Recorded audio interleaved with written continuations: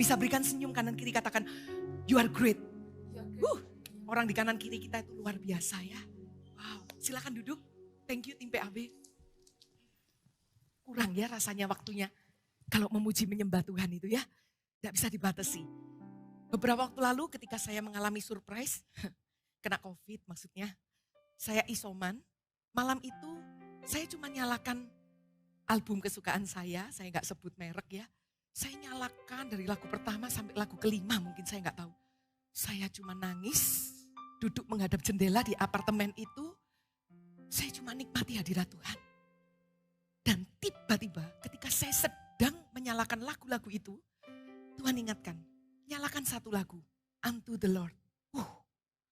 Saya buka itu, dari video awal ketika saya lihat, saya dengar, merinding, hati saya itu seperti menangis. Karena ada kebetulan, saya itu bacakan anak saya kitab perjanjian baru dari Matius. Jadi bisa bayangkan ketika saya bacakan anak saya sebut nama Yesus gitu ya. Itu seperti membuat saya semakin jatuh cinta. Nah ketika saya nyalakan lagu itu, waduh tambah bombay ya. Nangis saya, wah luar biasa. Itu kan lagu bahasa Indonesia, bagi dia segala pujian, hormat serta syukur. Benar ya? Semakin kagum akan Tuhan. Nah, saya tidak siapkan ini mestinya dan saya tidak akan khotbahkan. Tapi tadi ketika dibawa, mungkin ini sebagai follow up untuk ibadah teen dan youth nantinya. All leader yang mendengar khotbah ini, yang sebentar saya akan sampaikan. Kalau tadi ada yang ikut, saya memberi tema hidup dalam sebuah visi. Saya bagi menjadi dua. Di teen tadi saya berkhotbah tentang Yusuf dan Maria. Tuhan memberi visi melalui mimpi. Seperti visi gereja kita tahun mimpi dan penglihatan. Dan di ibadah youth ini, saya berikan judul Sakaria. Tuhan memberikan visi melalui penglihatan. Tapi tadi ketika di bawah, Tuhan ingatkan. Minggu lalu, ketika saya sedang bacakan anak saya Alkitab, saya membaca tentang Yohanes 17, doa Yesus untuk murid-muridnya. Itu nyambung banget. Karena sebelumnya saya baca kitab Lukas pastinya ya kalau urut ya. Nah, ketika saya baca kitab Lukas, saya tuh melihat seperti ini. Ini yang Tuhan ajarkan di hati saya. Makanya merenungkan firman itu kaya, katakan amin. Ya, jangan kita sombong dan berkata, aku gak perlu renungkan firman lagi. Gak bisa. Firman itu benar akan memerdekakan kita. Dan firman itu akan mewahyukan Yesus sendiri. Supaya kita gak hidup bagi diri kita. Tapi hidup kita ini cuma untuk satu pribadi. Yesus. Supaya Yesus makin dimuliakan, kita ini semakin kecil. Katakan amin. Sampai akhirnya saya pada kesimpulan seperti ini. Sebenarnya khotbah yang paling powerful, itu tuh bukan khotbah apa-apa. Bukan tema apa-apa. Yesus. Saya langsung lihat Billy Graham. Seseorang yang ketika berkhotbah tidak ada nama lain yang tidak dia khotbahkan. Khotbahnya sama tentang Yesus. Nah, minggu lalu ketika saya bacakan anak saya, Yohanes 17, Tuhan itu bicara kuat sekali dalam hati saya. Dan tadi di bawah saya diingatkan untuk ngomong sesuatu khususnya kepada leader. Supaya firman di ibadah hari ini gak berlalu begitu saja. Tapi kita bisa follow up untuk siapa? Orang-orang di bawah kita. Leader itu punya sebuah kemampuan yang lebih daripada orang-orang yang dipimpinnya. Karena itu leader itu berdoa bagi anak-anaknya. Benar? Leader itu berjaga-jaga atas jiwa anak-anaknya. Bukan karena kuat kita. Mungkin kita buka jabatannya juga pendoa. Tapi ada karunia khusus. Leader itu diberi sebuah otoritas. Apa yang kamu ucapkan, apa yang kamu doakan untuk orang di bawahmu, itu akan terjadi. Saya ini lahir dari produk kepercayaan. Ketika saya berkata, saya gak bisa. Tapi pemimpin saya berkata, kamu bisa. Itu seperti menjungkir balikan keminderan saya, ketidakmampuan saya itu jadi orang yang akhirnya jadi berani. Karena apa? Ada seorang pemimpin yang mengcover dan memotivasi betapa powerfulnya seorang leader. Nah, waktu saya baca Yohanes 17, ini belum khotbahnya ya, bentar lagi. Waktu saya baca Yohanes 17, saya itu bisa diingatkan tentang Lukas. Karena apa? Ketika Yesus bangkit dari kubur, ada 3 kali Yesus itu menampakkan diri kepada murid-muridnya. Ketika saya baca Ayat di mana Yesus menampakkan diri, tiba-tiba dalam perjamuan malam Yesus tiba-tiba datang. Bayangkan, makanya Yesus langsung bilang gini, damai sejahtera kutinggalkan bagimu. Karena kalau enggak pasti mereka kaget, ini siapa? Kok tiba-tiba ada orang? Lalu Yesus juga menampakkan diri di pantai Danau Tiberias. Mereka lagi mau jala ikan. Yesus di daratan dan berkata, tebarkanlah jalamu ke sana. Yohanes itu berkata, itu Tuhan. Langsung Petrus itu lompat ke air, kejar itu Yesus. Dan akhirnya mereka makan bersama-sama. Waktu saya baca itu, kenapa kok ada Yohanes 17? Kenapa kok Yesus itu bisa berdoa untuk murid-muridnya? Karena Yesus itu mengasihi murid-muridnya. Saya belajar satu kebenaran. Yang namanya kita membangun hubungan dengan seseorang itu, ingat baik-baik, itu sifatnya kekal. Jadi tidak ada yang hubungan itu namanya, ya kalau perlu aja sih. Kalau selesai ya selesai. Enggak. Hubungan itu kekal. Itu ketika saya baca, saya bisa kepingin baca berulang-ulang. Saya bisa rasakan Yesus itu, gini loh, berapa tahun Yesus bersama dengan mereka. Pisah itu gak mudah. Saya belajar banyak. Yesus itu cinta dengan murid-muridnya. Kenapa kok menampakkan diri berkali-kali? Cinta. Makanya kok ada Yohanes 17. Dan kalau Anda baca Yohanes 17, Tuhan taruh di hati saya ada 3 poin di ayat itu. Salah satunya. Poin kedua. Bapa, pelihara mereka. Karena ketika aku di dunia, aku memelihara dan menjaga mereka. Supaya tidak seorang pun binasa. Betapa cintanya sampai Yesus itu berdoa seperti itu murid-muridnya.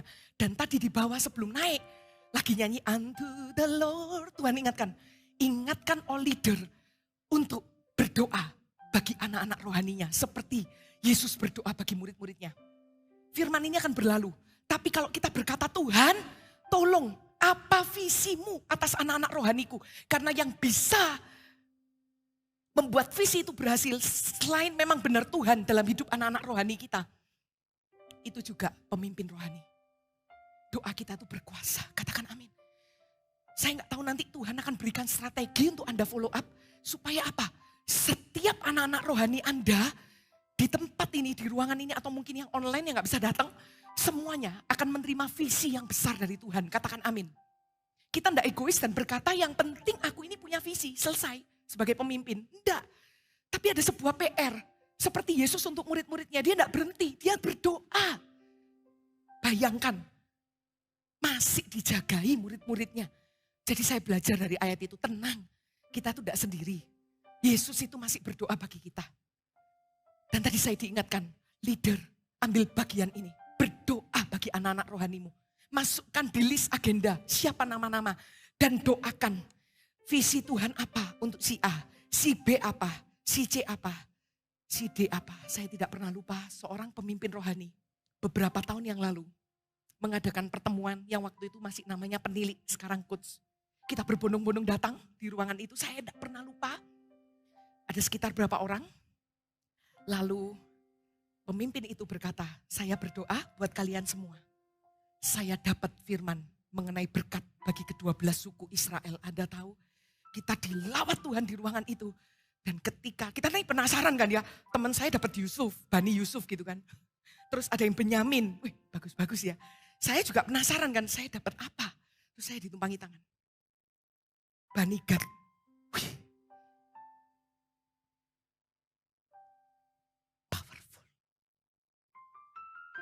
Akan terjadi dalam kehidupan anak-anak rohanimu. Kita harus kejar waktu. Ini sudah bulan Maret. Kalau tadi diibadatin saya cuma khotbah apa? Berdoa, visi Tuhan apa buat hidup kita. Tapi sekarang ada PR bagi leader-leader. Doakan anak-anak rohani. Supaya dapat visi langsung. Dari firman Tuhan. Visinya ada di sini. Waktu saya ditumpangi tangan, Bani Gad. Saya aminkan, saya tidak bisa apa-apa, saya cuma nangis. Tapi percayalah, semua perjanjian yang dari Tuhan tidak bisa digagalkan. Itu sudah diberikan dan akan digenapi pada waktunya. Katakan amin. Berikan kemuliaan bagi Tuhan. Yes. Kita siap? Katakan kanan kirinya, Zakaria. Tidak ada yang namanya Zakaria kan ya. Nanti kalau ada gini, iya itu aku. Ya. Lukas pasal yang pertama. Kita belajar dari pasal pertama saja. Pemberitahuan tentang kelahiran Yohanes Pembaptis. Oh ya, intermezzo sedikit ya.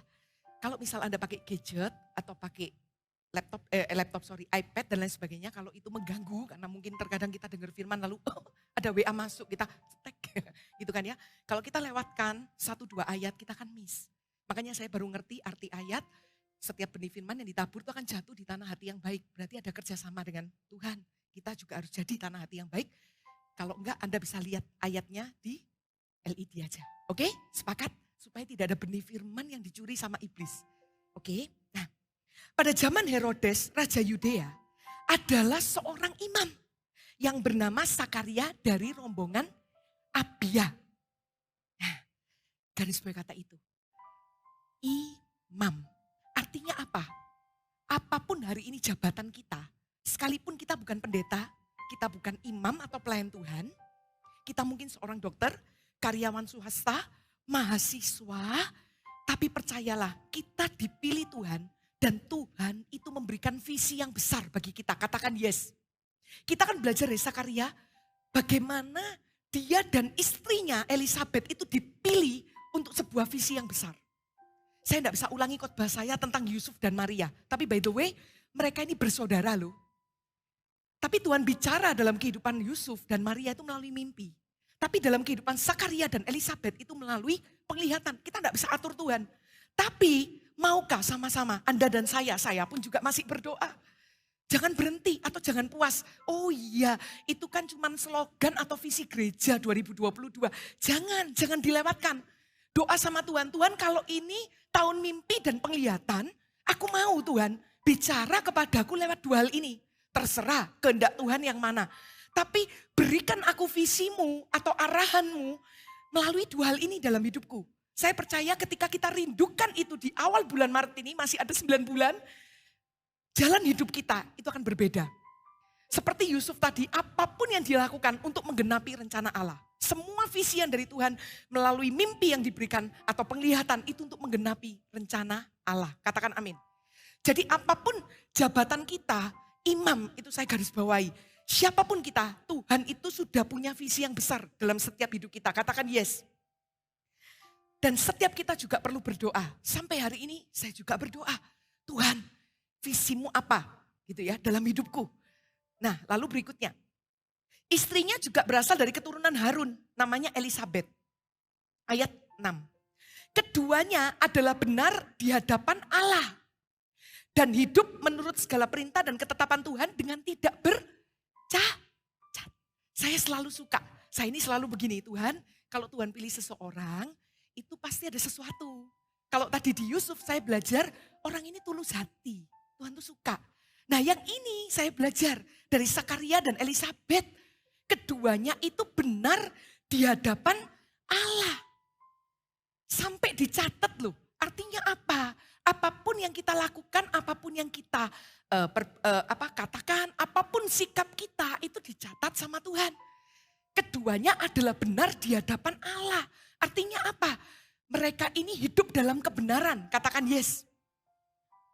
Lalu dikatakan hidup menurut segala perintah dan ketetapan Tuhan dengan tidak bercacat. Ketika saya tadi renungkan ayat ini, saya bilang sama Tuhan, Tuhan saya juga belajar. Saya belum sempurna, tapi saya juga belajar, kepingin supaya ayat ini terjadi dalam hidup saya. Kita melakukan perintah dan ketetapan Tuhan itu dengan tidak bercacat. Berarti sempurna. Berarti ada ketaatan yang total, ketaatan yang murni dengan Tuhan. Katakan amin. Catat itu. Ini penting. Sehingga Tuhan itu bisa mempercayakan visinya kepada kita. Katakan yes. Lalu di ayat 7. Tetapi mereka tidak mempunyai anak. Sebab Elizabeth mandul dan keduanya telah lanjut umurnya. Mestinya ya udah. Tuhan tidak usah berperkara dalam hidup mereka. Ya udah, mereka akan menjalani hidup mereka dengan tidak mempunyai anak. Tetapi enggak. Tuhan itu punya visi yang besar dalam hidup seseorang. Dan Tuhan itu berikan visi yang besar itu kepada mereka. Dan kita lihat, ini loh visinya itu. Pada suatu kali, waktu tiba giliran rombongannya, Sakaria melakukan tugas keimaman di hadapan Tuhan. Jadi saya belajar, apapun hari ini tanggung jawab dalam kehidupan kita, kalau Zakaria itu seorang imam, dia melakukan tugas tanggung jawab keimaman. Jadi orang ini sangat bertanggung jawab dengan apa yang ada padanya. Sama hari ini, apapun profesi kita, jabatan kita, kita harus apa? Melakukan dengan apa? Setia, katakan amin. Itu yang saya lakukan. Sambil saya bertanya, Tuhan, visimu apa dalam hidupku? Saya lakukan bagian saya. Kalau hari ini saya adalah seorang full timer, saya adalah staf departemen doa, saya adalah pendoa, maka saya lakukan bagian saya.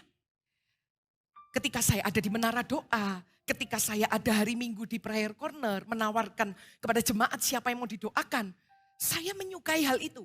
Saya lakukan dengan setia, bukan untuk manusia pastinya, tapi untuk Tuhan. Kenapa?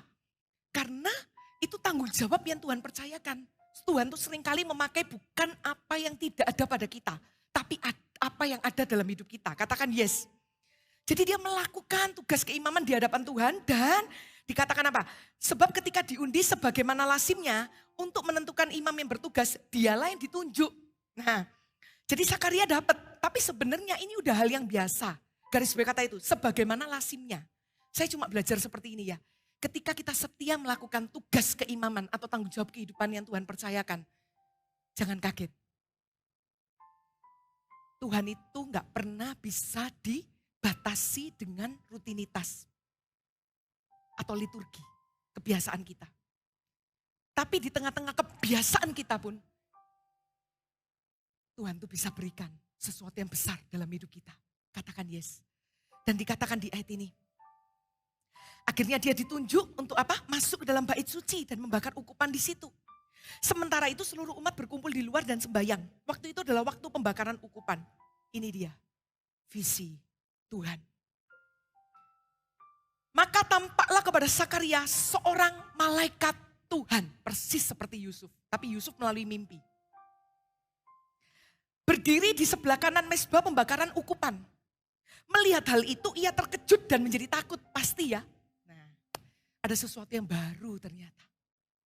Tuhan tuh enggak bisa kita atur dengan pemikiran kita.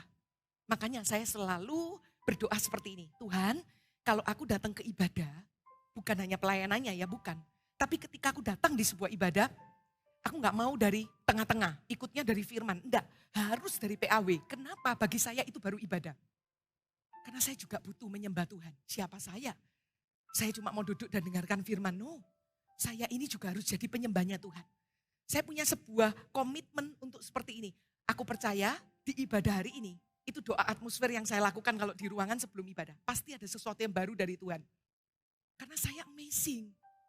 Kita enggak pernah tahu loh. Tiba-tiba Tuhan itu datang. Dan bisa di antara kita, pasti saya yakin ini doa saya juga. Kita bisa dapat penglihatan. Dia takut, itu normal ya. Tetapi malaikat itu berkata kepadanya, jangan takut, hai Zakaria, sebab doamu telah dikabulkan. Wow, saya suka kata-kata ini. Orang yang tidak berdoa tidak akan mengalami kemenangan. Orang yang berdoa akan dapat hasilnya. Karena orang yang berdoa itu menabur sesuatu dalam hidupnya. Katakan yes. Kita ingin kemenangan, kita ingin glory, tapi kita nggak pernah berdoa. Tidak bisa. Doamu telah dikabulkan. Duh, ini jangan dilewatkan. Ini dalam ayat ini. Deep. Doamu telah dikabulkan. Berarti setiap waktu, setiap malam mungkin Zakaria dan Elizabeth berdoa. Mereka juga ingin punya keturunan. Dan ingat satu kata kabar baik ini. Tuhan itu selalu mendengar dan menjawab doa. Katakan yes. Saya ngomong ini bukan karena saya pendoa, bukan. Tapi itu kebenaran firman. Tidak ada doa itu yang gak didengar sama Tuhan. Dari awal saya masuk pelayanan doa, saya merasa bahwa doa saya gak bagus. Karena saya membandingkan diri dengan yang lain. Tapi Tuhan berkata, doa itu apa sih Wijen? Sederhana. Apa yang ada di hatimu yang kamu ucapkan kepadaku, bagiku, itu doa. Selama doa kita benar ya, bukan Tuhan tolong balaskan dendamku kepadanya. Itu gak mungkin dijawab, benar? Nah, paling gak ketawa sedikit ya. Oke, ya. Thank you tim PAW sudah bantu. Nah, ini yang saya belajar, bahwa setiap doa kita itu akan dikabulkan oleh Tuhan. Leader dengar, doa Anda untuk rohani, anak-anak rohani Anda itu akan dikabulkan oleh Tuhan. Ambil doa puasa kalau perlu. Angkat nama demi nama. Waktunya sudah tidak banyak. Supaya setiap anak-anak rohaniku Tuhan, saya ini dulu loh, cuman anggota di CG, bukan pemimpin. Tapi ada seorang pemimpin yang melihat saya dengan sebuah visi. Orang ini bisa. Jangan remehkan anggota. Setiap orang itu punya potensi dan akan dipakai Tuhan. Kayak ada lagunya kan Army of God untuk menjungkir balikkan dunia. Tuhan bisa pakai orang di kanan kiri kita, bahkan anak rohani kita lebih dari kita, itu kemuliaan bagi Tuhan. Kita tidak perlu bermegah dan berkata, itu karena aku leadernya, gak ada hubungannya. Tuhan itu mau pakai semua orang. Tapi maukah kita, tadi saya dibawa diingatkan, pemimpin ambil waktu berlutut. Tuhan berikan firman-Mu untuk anakku si A, si B. Ketika Anda pertemuan, bukan basa-basi, tapi firman yang Anda ucapkan dan itu akan terjadi. Perkataan pemimpin manusia mungkin terbatas, tidak ada kuasa. Tapi kalau sudah firman diucapkan, tidak ada yang bisa gagalkan. Itu akan terjadi dalam kehidupan mereka. Wow, wow. Doakan sederhana aja, Tuhan berikan si A, si B, bicara visi Tuhan hari-hari ini melalui mimpi atau penglihatan. Aku tidak tahu Tuhan, tapi tolong bicara. Tolong Tuhan, pakai. Amin. Kita nggak boleh tunggu ini, kalau nanti ada momentum. Kalau nanti ada KKR, baru kita lakukan. Udah. Dalam kehidupan sehari-hari, kita doa aja, Tuhan berikan aku visimu.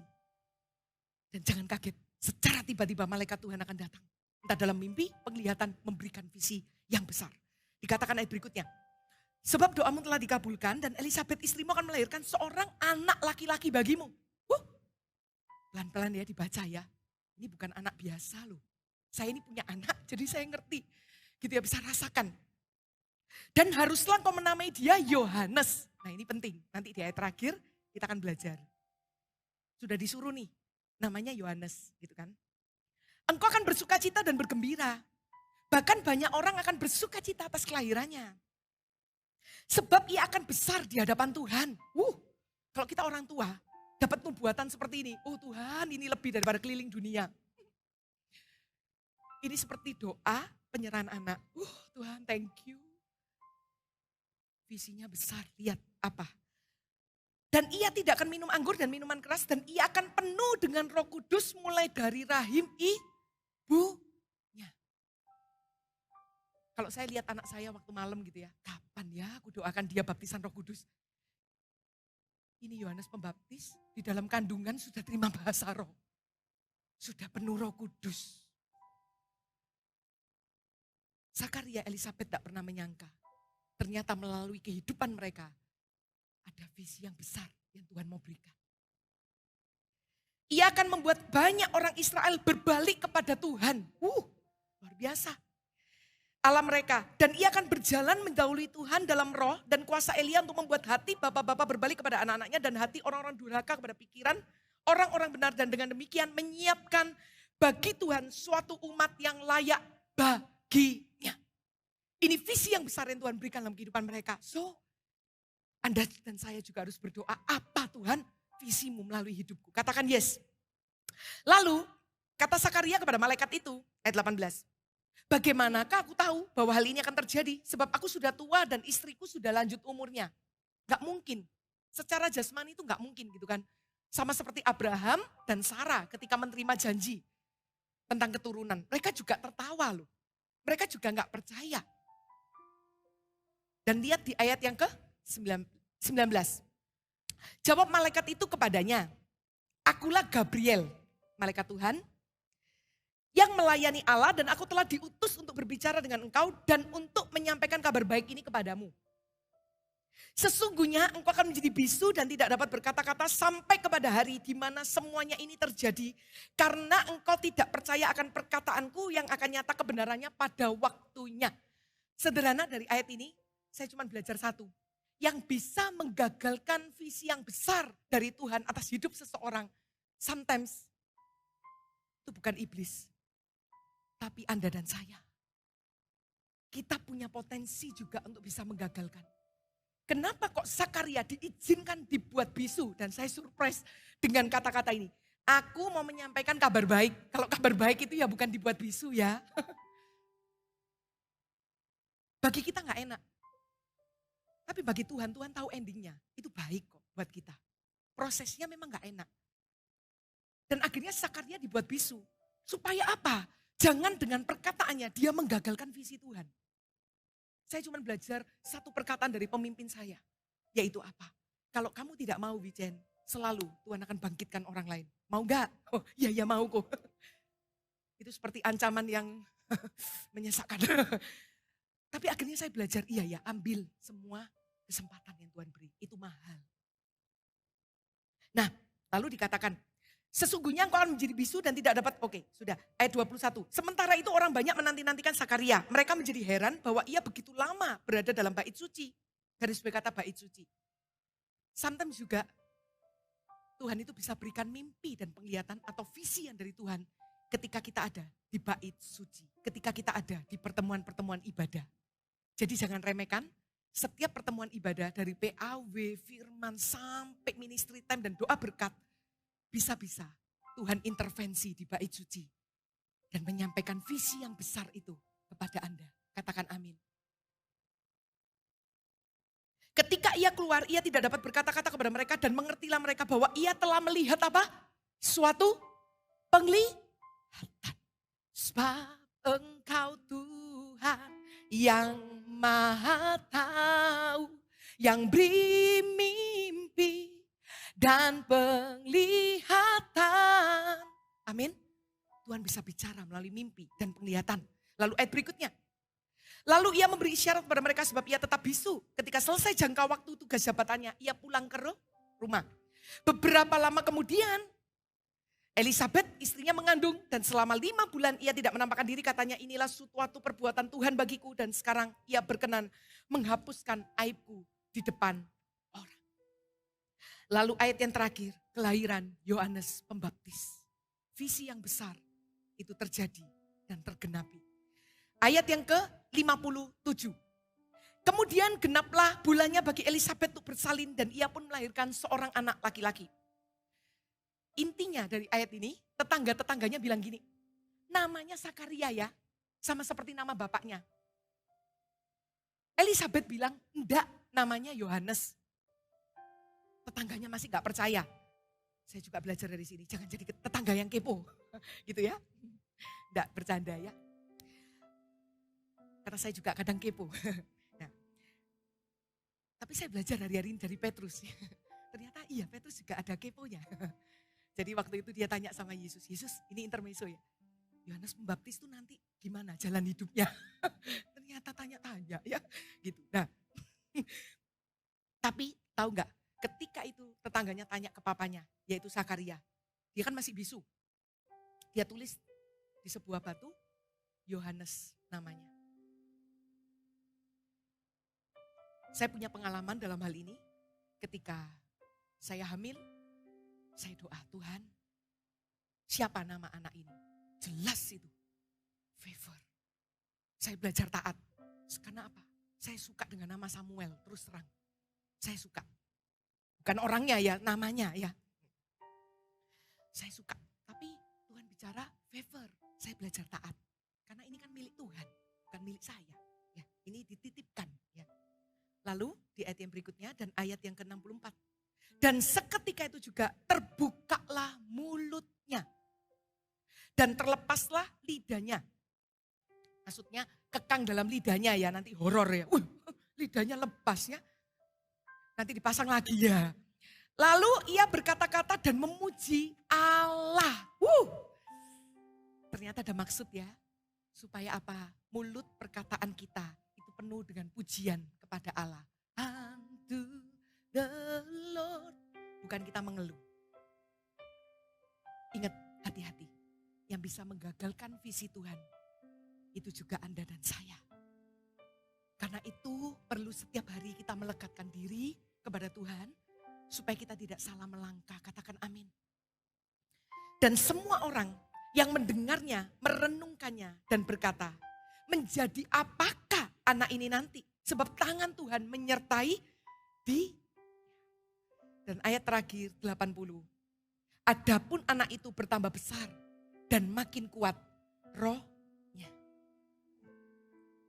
Visi yang dari Tuhan itu akan ada tanggal penggenapannya. Tapi maukah Anda dan saya dipakai oleh Tuhan untuk menjadi orang yang mengadopsi visi kerajaan surga itu, seperti tadi tayangan LED di awal yang dikatakan Pastor Philip, karena bukan hanya sampai ke kita. Penggenapannya mungkin di keturunan kita, katakan amin. Makanya waktu saya baca Sakaria ada 2 pewahyuan.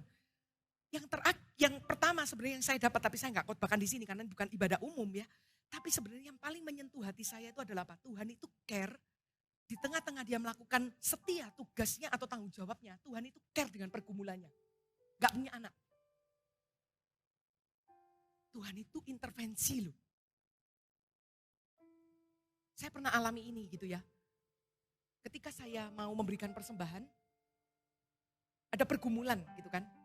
Tuhan berapa ya nominalnya, gak pakai lama. Di depan ATM itu Tuhan bicara, sekian untuk persembahan, sekian untuk operasi gigimu. Anda tahu saya nangis di depan ATM. Saya tidak cerita kepada seorang pun termasuk orang tua saya bahwa saya perlu dana untuk operasi gigi. Sebab Engkau Tuhan yang Maha tahu, Dia tahu. Saya tersentuh dengan ini. Tuhan itu tahu. Di samping kita mengerjakan visi Tuhan, kalau masih ada struggle, pergumulan, kenapa kok sampai dibuat bisu? Saking gak percayanya Sakaria. Gak mungkin. Mereka udah tunggu bertahun-tahun sampai udah lanjut usia loh. Gak mungkin, saya tahu. Gak mudah. Kalau kita sudah menginginkan keturunan, tapi gak dapatkan. Tapi tahu gak, Tuhan itu pasti jawab. Katakan amin. Makanya saya ketika nyanyikan lagu Hidup di Dalam Iman, tak terlambat pertolongan darimu Tuhan. Saya nangis. Saya mau cerita sama Redo, lupa. Saya nangis. Kenapa? Di pandangan saya itu Sakaria. Tuhan itu tidak pernah terlambat dalam hidupnya. Kau setia dan tak meninggalkan. Apapun pergumulan kita, itu tidak boleh menjadi penghalang visi Tuhan dalam hidup kita. Tapi percaya, pergumulan kita akan Tuhan jawab. Bersamaan dengan kita dipakai Tuhan menggenapi visi. Katakan amin. Kita tutup Alkitab. Tim PAB boleh naik. Kita nyanyikan pelan-pelan aja ya. Saya nyanyi ini seperti Sakaria di bait suci. Dia kaget beneran. Kok dijawab gitu loh. Gak nyangka. Nyanyikan pujian ini. Saya tahu pasti ada di antara kita yang punya pergumulan dan belum ada jalan keluar. Tapi lagu ini boleh jadi jawaban buat kita. Supaya jangan karena masalah kita berkata, aku tidak bisa adopsi visi Tuhan. Aku aja belum selesai masalahku. Enggak. Terima aja, adopsi aja. Tuhan itu care. Tuhan pasti tolong di bagian yang lain. Katakan amin. Saya melihat surprise teman saya 8 tahun tidak punya keturunan. Secara tiba-tiba mendapatkan keturunan. Itu Tuhan. Seperti kisah Sakaria ini. Amin. Mari sama-sama kita tundukkan kepala, kita naikkan pujian ini.